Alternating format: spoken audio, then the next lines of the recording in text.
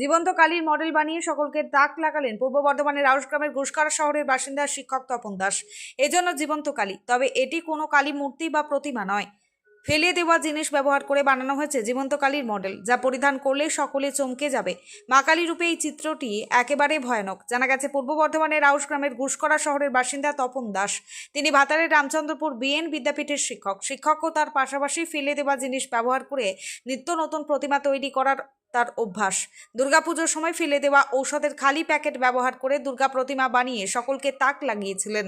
তবে এবারের কালী পুজোয় ঔষধের খালি প্যাকেট, জামা কাপড়ের কাগজের বক্স সহ নানা উপকরণ দিয়ে প্রায় 7 ফুটের উচ্চতার মডেল কালী বানিয়ে সকলকে অবাক করলেন তপনবাবু। তিনি বলেন, এই জীবন্ত কালীর মডেল বানাতে প্রায় মাসখানেক সময় লেগেছিল। শিক্ষক ও তার পাশাপাশি গভীর রাত পর্যন্ত পরিশ্রম করে মা কালীর মডেল বানানো হয়েছে, যা পরিধান করলে হয়ে উঠবে একেবারে জীবন্ত কালী।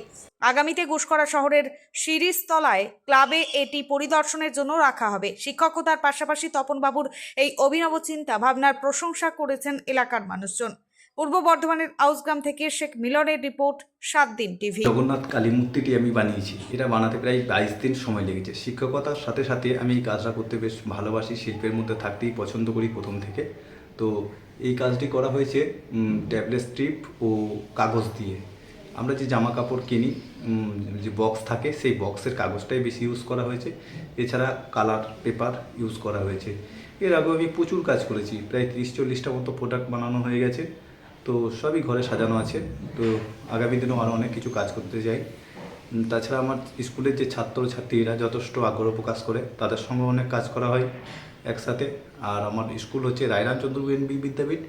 আমার বাড়ি হচ্ছে ঘুষকরা, পূর্ব বর্ধমান। আমার নাম তপন দাস।